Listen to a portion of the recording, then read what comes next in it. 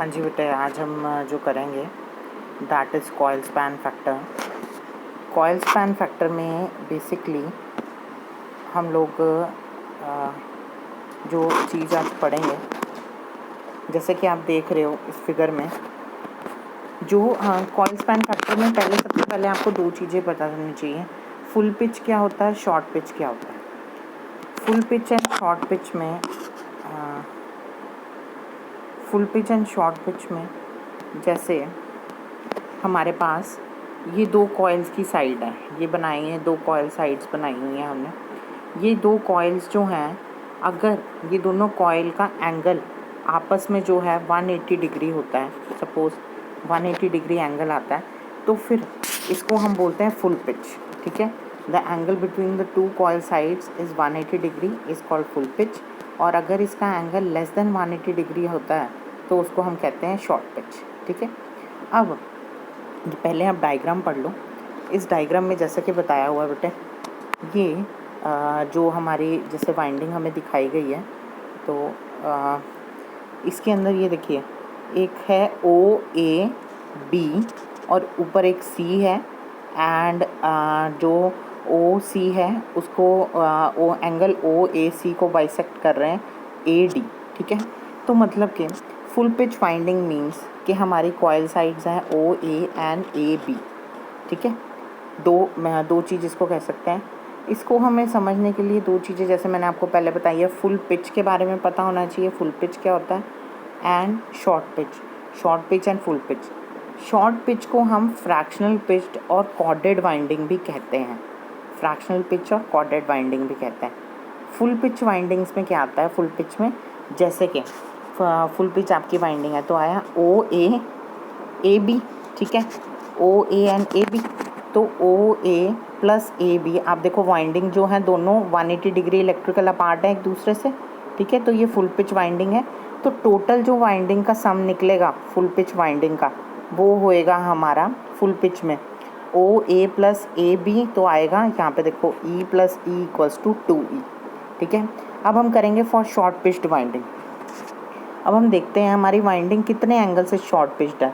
तो आप यहाँ पे देख रहे हो एक एंगल लिखा हुआ है इन्होंने, दैट इज़ मैंने मेंशन किया है, that is angle beta angle से शॉर्ट पिच्ड है। तो आपकी वाइंडिंग जो बन गई, यहाँ पे बन गई बेटा आपका जो हम ऐसे देखेंगे क्वांटिटी OAAC, तो कितना हमारा वाइंडिंग कैसे चली, OC हम कैलकुलेट करेंगे तो OC किसके बराबर हो गया आपका, OD प्लस DC के। ठीक है, OD हुआ, OD equals to OA cos beta by 2।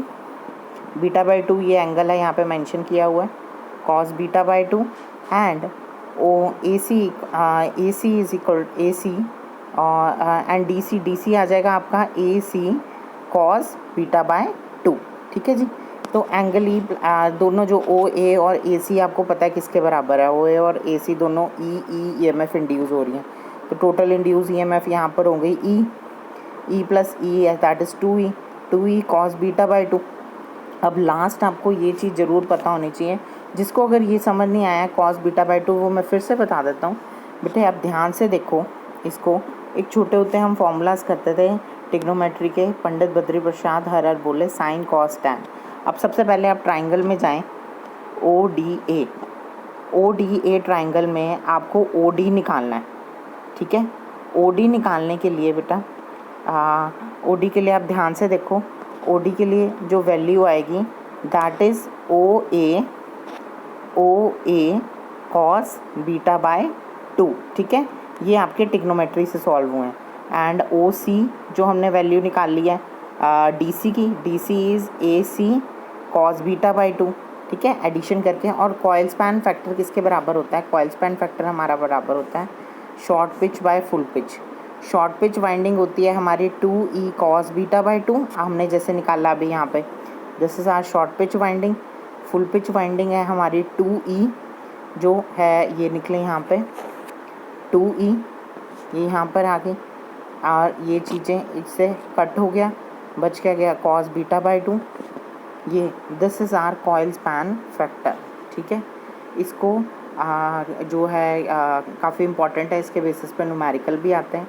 तो पहले आप लोगों के लिए इसके बेस के लिए आपको क्या क्या पढ़ना है, जो लास्ट लेक्चर्स में भी बताया गया ना, फुल पिच वाइंडिंग क्या होती है, शॉर्ट पिच वाइंडिंग्स क्या होती हैं, ठीक है। ये सारी चीज़ें आपको पहले पता होनी चाहिए, ठीक है। और ये देखो, अगर किसी को यहाँ पे ये जो बीटा एंगल है, बीटा एंगल माइनस किया 180, तो ये पूरा एंगल जो जितना ये रिमेनिंग एंगल है दैट इज़ 180 माइनस बीटा। तो बीटा एंगल, ये बीटा एंगल है अपना, तो ये आ गया 180 माइनस बीटा, ठीक है।